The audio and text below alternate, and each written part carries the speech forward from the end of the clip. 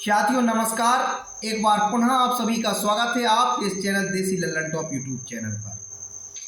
साथियों, सहारा इंडिया का मामला पूरे हिंदुस्तान में बड़े जोर शोर से उठ रहा है। इसी के सिलसिले में आज का ये वीडियो आप लोगों के समक्ष उपस्थित है।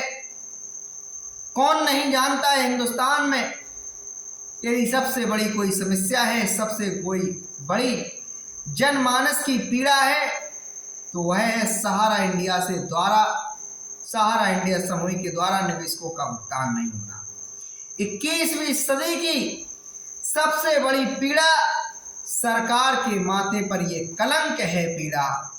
साथियों, इसी के सिलसिले में राजस्थान की धरती से सहारा इंडिया के पीड़ित निवेशक और कार्यकर्ता सरकारों को आगाह करेंगे, सरकारों को चेतावनी देंगे और तिरंगा यात्रा और राष्ट्रगान में हिस्सा लेकर के अपने राष्ट्र के प्रति जो समर्पण की भावना है उसको सांकेतिक रूप से प्रदर्शित करने का प्रयास करेंगे। कहने का तात्पर्य है कि जयपुर में सहारा के पीड़ित निवेशक, पीड़ित कार्यकर्ता पहुंच रहे हैं, तिरंगा यात्रा करेंगे, तिरंगा यात्रा के बाद राष्ट्रगान करेंगे और राष्ट्रगान के बाद वहां की जो राजस्थान की लोकल सरकार है, स्थानीय जो सरकार है राजस्थान में, कांग्रेस की सरकार, अशोक गहलोत की सरकार, उनको चेतावनी देंगे कि विगत 4 वर्षों में अशोक गहलोत ने सहारा इंडिया के निवेशकों को भुगतान दिलाने के लिए कोई प्रभावी कार्रवाई नहीं कराई है, इसलिए उनका सत्ता में रहना शोभा नहीं देता है। अब उन्हीं लोगों को इस कुर्सी को प्राप्त करना है या उन्हीं लोगों को इस कुर्सी पर बैठने दिया जाएगा जो जनमानस के लिए काम करेंगे, जो लोक कल्याण के लिए काम करेंगे, राष्ट्र की मजबूती के लिए काम करेंगे। उन्हीं लोगों को इस कुर्सी अब ईमानदारी पूर्वक काम करने वाले, जनता को मालिक समझने वाले ही लोगों को कुर्सी सौंपी जाएगी। इन सारे बातों को लेकर सहारा का निवेशक और सहारा का एजेंट राजस्थान में, जयपुर में विधानसभा का घेराव करने जा रहा है। तो यदि साथियों आप राजस्थान की धरती से हैं और हमारा ये वीडियो संदेश आप लोगों तक पहुंचने में सक्षम हो रहा है तो आप बिना देर किए 14 अप्रैल की तैयारी कीजिए, अभय देव शुक्ल जी से संपर्क कीजिए, उनके संगठन संयुक्त ऑल इंडिया निवेशक जो मोर्चा है उसका बैनर थामिए और सरकार को बताइए कि हम 13 करोड़ निवेशकों की ये पीड़ा है, चाहे वो भारतीय जनता पार्टी की सरकार हो, चाहे कांग्रेस की सरकार हो, और चाहे वो शिवसेना के लोग हों, चाहे वो लालू के लोग हों, चाहे वो समाजवादी पार्टी के लोग हों। इतना ध्यान से सुन ले कि सहारा इंडिया के अंदर जो भी निवेशक हैं वो प्रत्येक का पार्टी का कार्यकर्ता होगा, स्थानीय कार्यकर्ता जरूर होगा जिसका सहारा के अंदर भुगतान जमा है। तो किस अधिकार से आप अपने उन कार्यकर्ताओं की मदद मांगेंगे चुनाव के वक्त में? किस अधिकार से आप कहेंगे जो स्थानीय आपका बूथ अध्यक्ष होगा, पन्ना प्रमुख होगा, छोटा स्थानीय कार्यकर्ता होगा? असली रीढ़ तो वही होता है किसी भी पार्टी का, स्थानीय जो कार्यकर्ता है।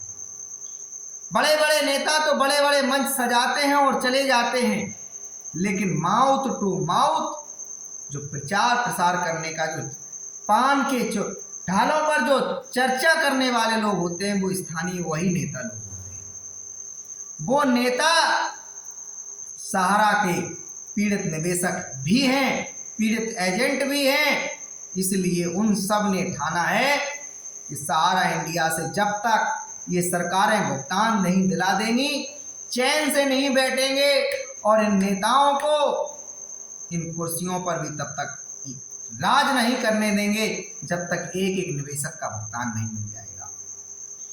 साथियों, अब ये मामला राष्ट्रव्यापी बन चुका है, कोई शक वाली बात नहीं है।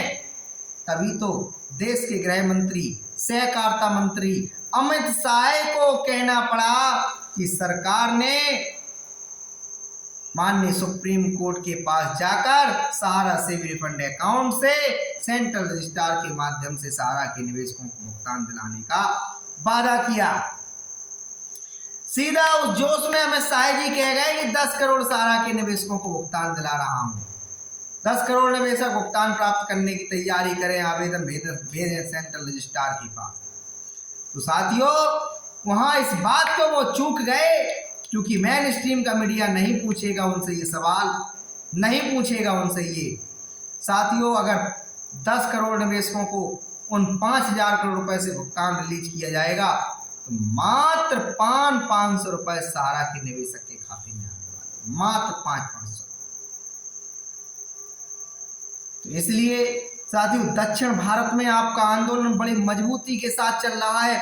तिरुपति से बहुत ऐसे वीडियो आए हैं, उनकी भाषा अलग है, उनकी भूषा अलग है, इसके बावजूद भी दक्षिण क्या, उत्तर क्या, पूर्व क्या, पश्चिम क्या, क्या कन्याकुमारी, क्या कश्मीर, जहां भी सहारा का निवेशक है वो अब केवल एक ही मांग कर रहा है, मुझे कोई भारतीय जनता पार्टी, कोई समाजवादी पार्टी, कोई राजद और कोई शिवसेना, कोई कांग्रेस से कोई जब तक हमदर्दी नहीं है, जब तक आप लोग हमारा भुगतान नहीं दिला देंगे। मतदान का बहिष्कार भी करेंगे और स्थानीय जो सत्ता है उनके खिलाफ मतदान कराने का काम करेंगे। मतदान का बहिष्कार तो 13 करोड़ निवेशक करेंगे, लेकिन अपने रिश्तेदारों के माध्यम से, अपने परिवारजनों के माध्यम से, अपने गांव देहात के मोहल्लों के लोगों के माध्यम से प्रचारित कराएंगे, प्रसारित कराएंगे कि स्थानीय जो भी सत्ता है आपके राज्य के अंदर, उसका विरोध किया जाएगा, उसके खिलाफ मतदान कराने का काम किया जाएगा, अपील की जाएगी। एक एक पारदर्शी तरीके से मामले को रखा जाएगा। कैसे सारा इंडिया के पास आज भुगतान देने के लिए संपत्ति है, फिर भी सरकार की उदासीनता के कारण, सरकार की शिथिलता के कारण निवेशकों के भुगतान नहीं मिल रहे हैं। सरकार चाहे तो इन संपत्तियों को एक झटके में बेचकर निवेशकों के संपूर्ण भुगतान कर दे। सरकार चाहे तो 2 लाख करोड़ का एक राहत पैकेज जारी कर दे, निवेशकों के भुगतान एक झटके में कर दे। जब किसान सम्मान निधि में, जब वृद्धा पेंशन में, विकलांग पेंशन में, विधवा पेंशन में, मनरेगा में लाखों करोड़ रुपए के बजट जारी किए जाते हैं, इन स्कीमों में क्यों किया जाता है? कोरोना से लेकर अब तक राशन धारकों को लगातार अन्न वितरित किया जा रहा है। देश में 80 से 90 करोड़ लोगों को राशन दिया जा रहा है। क्या ये देश में 90 करोड़ 80 करोड़ लोग गरीब हैं? जब ये गरीब नहीं है, इसके बावजूद भी सरकार इनको अन्न प्रदान कर रही है। क्यों अन्न प्रदान कर रही है? कि कोई भी व्यक्ति अन्न की वजह से भूखा नहीं रहो, कोई भी व्यक्ति अन्न की वजह से भूखा नहीं मरे, जिससे सरकार की किरकिरी ना हो पाए, भारत का विदेशों में कोई मान सम्मान को ठेस ना पहुंचा सके। इसीलिए तो ये अन्न वितरण चल रहा है, इसीलिए तो ये उज्ज्वला दिया गया कि हमारी माताओं की, बहनों की आंखों की जो रोशनी कम उम्र में चली जाती थी, जंगल काटे जाते थे, जिससे नए वृक्षों को तो जन्म नहीं हो पा रहा था, लेकिन पुराने वृक्षों को काटा जा रहा था। इसीलिए तो ये उज्ज्वला का योजना का प्रसारित किया गया, जन जन तक पहुंचाने का प्रयास किया गया। किसान सम्मान निधि क्यों दिया गया? किसान के खेत में पता चलता है एकदम से कोई प्राकृतिक प्रकोप आ जाए, ओलावृष्टि हो जाए, बारिश हो जाए, फसल नष्ट हो जाए, तो कम से कम जब अगली फसल किसान करे तो जो किसान सम्मान निधि से जो पैसे में खाते आए, उससे खाद बीज का थोड़ा बहुत इंतजाम किसान कर सके। तो जब सहारा के निवेशकों से फिर क्या बुराई है? क्या इस देश के ये सहारा निवेशक नागरिक नहीं है? क्या इनका अधिकार नहीं है सरकार से अपनी पीड़ा, अपनी तकलीफ, अपना दर्द बताना? साथियों, राष्ट्रव्यापी आंदोलन बन चुका है, लेकिन मेरा जो प्रयास है वो यह है कि एक एक राज्य के, एक एक गांव के, एक एक मोहल्ले के अंतिम जो सहारा निवेशक हैं उन तक अपनी बात पहुंचाई जाए, उन्हें सच्चाई से रूबरू करा दिया जाए कि ये सत्ता के लोग, ये विपक्ष के लोग सहारा मामले में कोई अपना इंटरेस्ट नहीं ले रहे हैं। करोड़ों लोगों की पीड़ा होते हुए भी उल्टा सहारा के कार्यक्रमों में दिखाई देते हैं। कभी सहारा का, अभी हाल ही में सहारा का जो मीडिया न्यूज नेटवर्क का एक प्रोग्राम था, कार्यक्रम था नोएडा में, तमाम सारे देश के जिम्मेदार लोग, अधिकारी, नेता वहां दिखाई दिए। तो क्या इन लोगों को नजर नहीं आता है कि देश के करोड़ों लोग त्राही त्राही मांग कर रहे हैं? तो साथियों, बिगुल फूंक दीजिए। आपको कोई अब वो 1857 वाली क्रांति नहीं करना है, क्योंकि अब वो 1857 वाली क्रांति विदेशियों के खिलाफ थी, फिरंगियों के खिलाफ थी, अंग्रेजों के खिलाफ थी। ये हमारी जो लड़ाई है सिर्फ अपने मान सम्मान के लिए है, हमारे अपने अधिकारों के लिए है, हमारे अपने मानवाधिकारों के लिए है, शोषण के विरुद्ध है ये हमारी लड़ाई। अहिंसा से ये लड़ाई चल रही है। सरकार सुन ले, जितना शीघ्र सुन लेगी उतनी जल्दी सरकार के लिए भी अच्छा है, विपक्ष के लिए भी अच्छा है कि हमारी मांगों को सरकार तक पहुंचाए।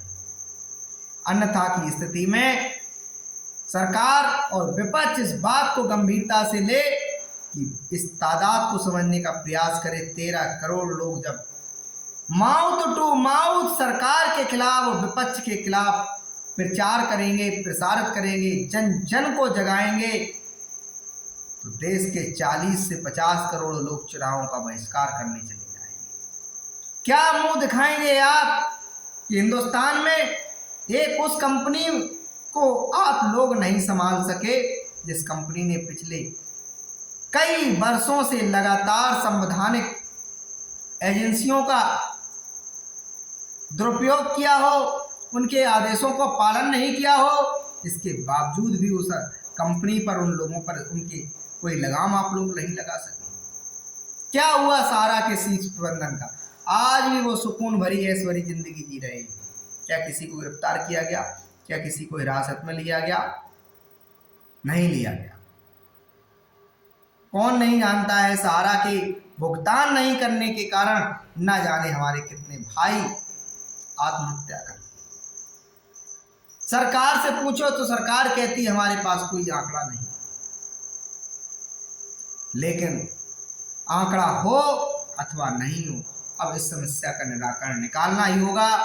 तिरुपति में जिस प्रकार से मैंने देखा वहां के वीडियो, उसकी भीड़ देख करके लगा कि दक्षिण भारत में अब कोई इस तूफान को नहीं रोक सकता है। दक्षिण के एक एक गांव में सहारा के निवेशक सरकार को जगाएंगे और उनकी जो प्रतिनिधि संसद में बैठते होंगे वो भी इस पर आवाज लगाते हुए नजर आएंगे। साथियों, जो भी जानकारी होती है वो हम पहुंचाने का सिर्फ इसलिए प्रयास करते हैं क्योंकि मान लीजिए अगर आपके आज के इस वीडियो में राजस्थान से जानकारी रखी, राजस्थान के अगर आप नागरिक होंगे, निवेशक होंगे, तो आप उस कार्यक्रम का हिस्सा बन सकेंगे। आप भी भारत माता की जय कहते हुए सरकार से कह सकते हैं, भारत माता पर जितना अधिकार हमारा है उतना ही अधिकार तुम्हारा है। तो इसलिए उनको भी आप कह सकते हैं कि आप राजस्थान के एक जिम्मेदार मुख्यमंत्री हैं, आपकी जिम्मेदारी बनती है हमारा भुगतान दिलाना। राजस्थान के अंदर जो भी प्रॉपर्टियां, बुलाइए राजस्थान के औद्योगिक व्यवसायियों को, उनसे कहिए सहारा की ये इतनी संपत्तियां हैं, इनको ले लीजिए, हम निवेशकों का भुगतान कर देंगे। करिए ना, आपके पास तो इतने सारे, पूरी CRPC से लेकर IPC तक पूरी व्यवस्था इसीलिए आपको सौंपी गई है। गैंगस्टर क्या है?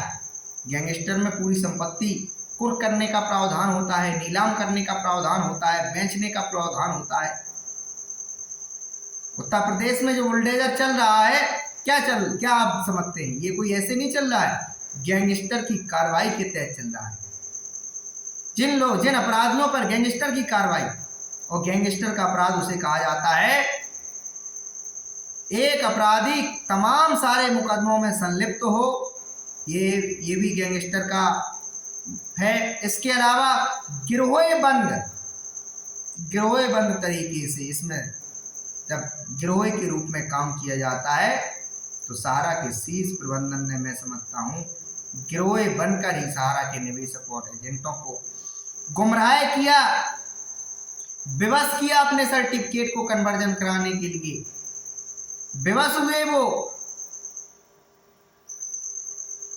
नया पैसा ला करके पुराने पैसे को भुगतान दिलाने के लिए। इसलिए साथियों, आपकी जागृति, आपकी जागरूकता ही आपका भुगतान दिला सकती है।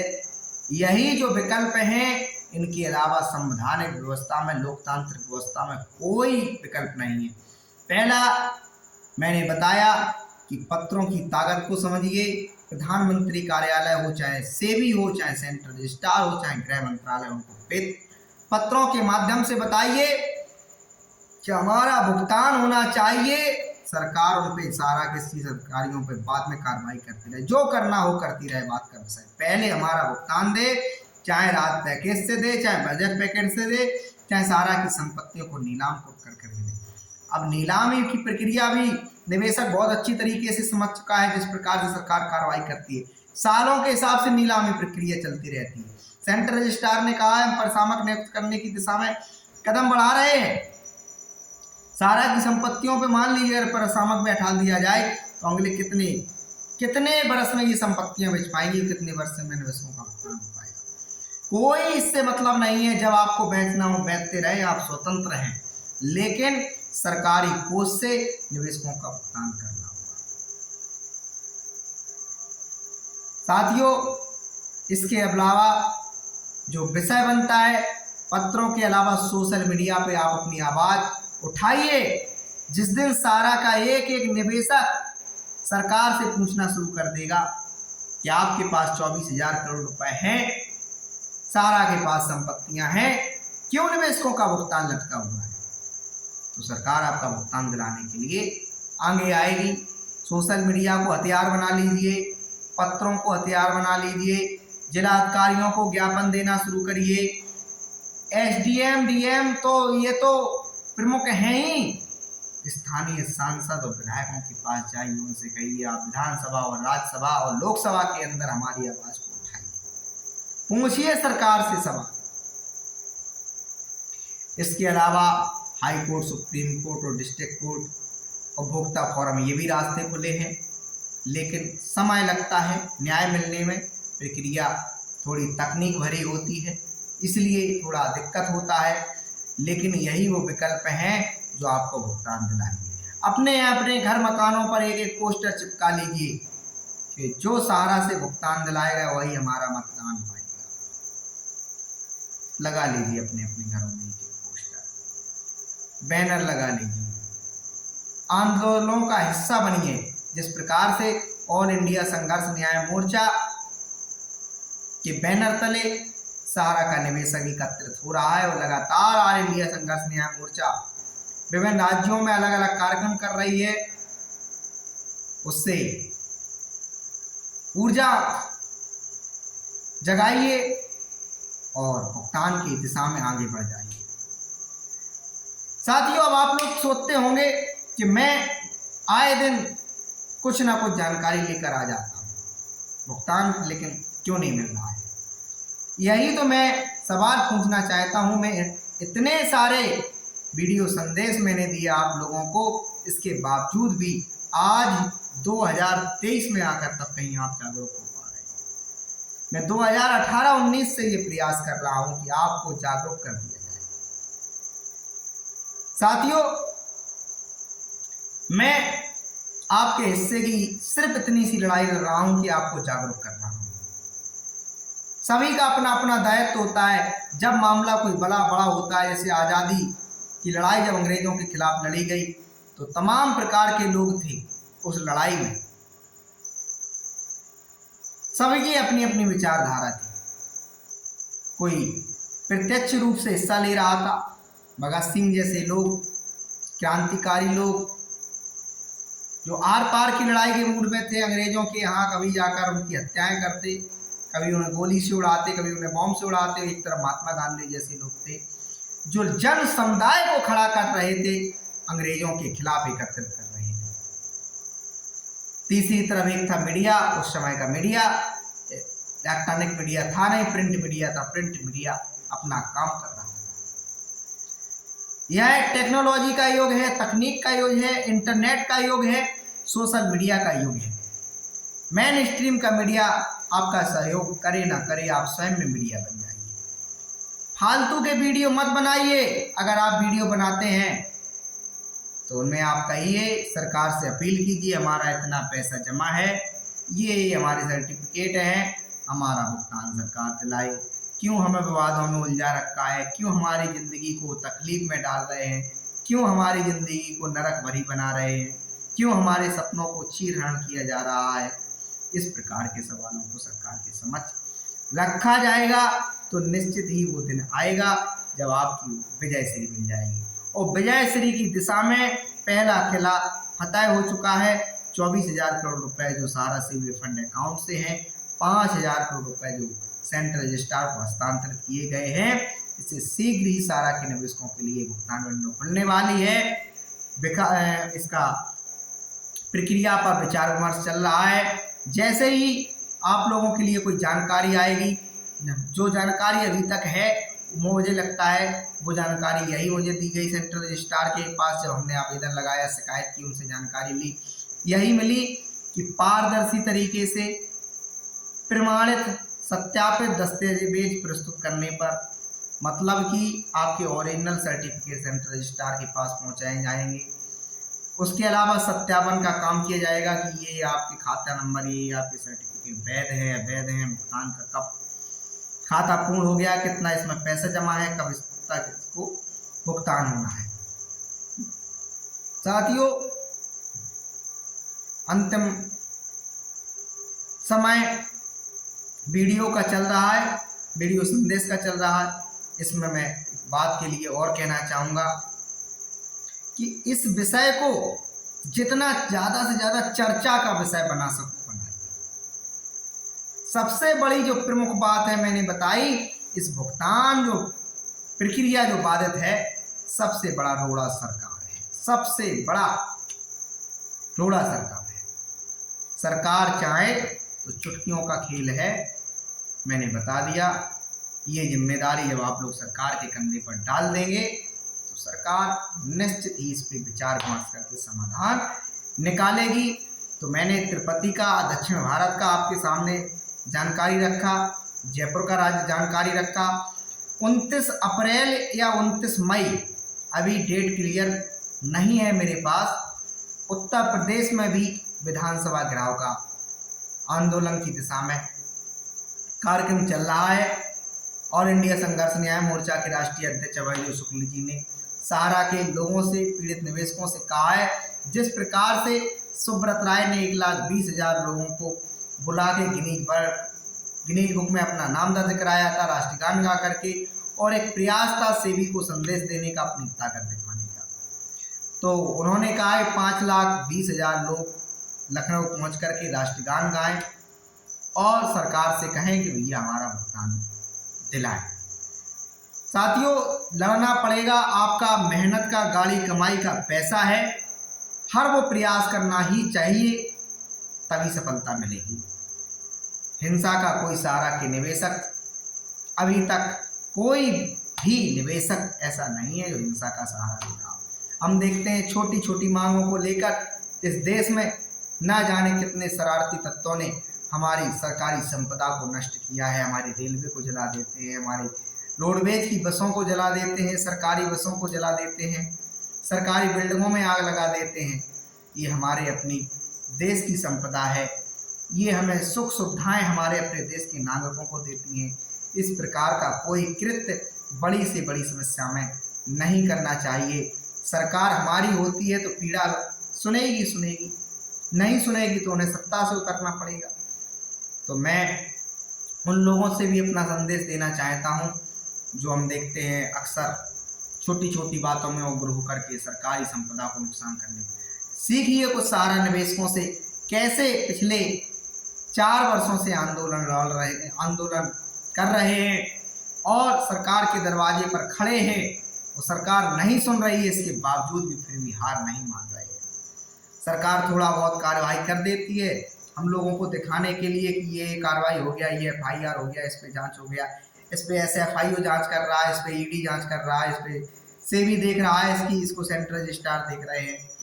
तो लेकिन उससे कोई प्रभावी ऐसी कार्रवाई अभी तक नहीं हुई जिससे संपूर्ण सहारा निवेशकों की भुगतान दिलाने की प्रक्रिया में सरकार आ सकी हो। तो इसलिए साथियों मैं बार बार क्या कहूँ, दिमाग में बस विचार भी लगने लगता है कि इतना बड़ी समस्या होते हुए आखिर सरकार सुन क्यों नहीं रही है। जिस प्रकार से सरकार के नेताओं के द्वारा दावे किए जाते हैं ईमानदारों की सरकार है, काले धन के खिलाफ कार्रवाई करने वालों की सरकार है, नोटबंदी करने वालों की सरकार है, धारा 370 हटाने वालों की सरकार है, राम मंदिर बनवाने वालों की सरकार है, इतने बड़े बड़े आप लोगों ने फैसले लिए, तो इस मामले पर दिक्कत कहाँ आ रही है, समझ से परे होता है। क्या ये जनमानस की समस्या नहीं है? कितनी बड़ी समस्या है, आप अंदाजा लगा सकते हैं। 13 करोड़ लोग, किसी के बेटे का समय से शिक्षा नहीं मिल पा रही है, व्यवधान आ गया है, किसी के बूढ़े माँ बाप का इलाज नहीं हो पा रहा है, किसी की बेटी की समय से शादी नहीं हो पा रही है, किसी का रोजगार छिन चला गया, कोई अपना घर मकान नहीं बनवा पा रहा है। इतनी सारी समस्याएं होते हुए भी सरकार बेसुध है, तकलीफ होती है, पीड़ा होती है। हमारे चैनल पर आप लोग जिस प्रकार से प्यार दिखाते हैं, कमेंट करते हैं, मन दुखी हो जाता है कि कब हमारी सरकार जागेगी। मैं जो प्रयास कर रहा हूँ, एक लोगों को बहुत सारे हमारे चैनल पर ऐसे भी लोग आ जाते हैं, वीडियो देखने के बाद कहते हैं क्या भाषण दे रहे हो, क्या फालतू की बातें कर रहे हो। आप लोग जो कहते हैं फालतू की बातें कर रहे हो, मैं समझता हूँ यही वो बातें हैं, यही वो भले ही फालतू की बातें लगती हों, यही वो बातें हैं जिससे सहारा से रिफंड अकाउंट से सरकार को शुद्ध आय के सहारा के निवेशकों के लिए पैसा रिलीज करा लिया जाए। सेंट्रल रजिस्ट्रार को शुद्ध आय की, सरकार को शुद्ध आय की नया मंत्रालय बना दिया जाए।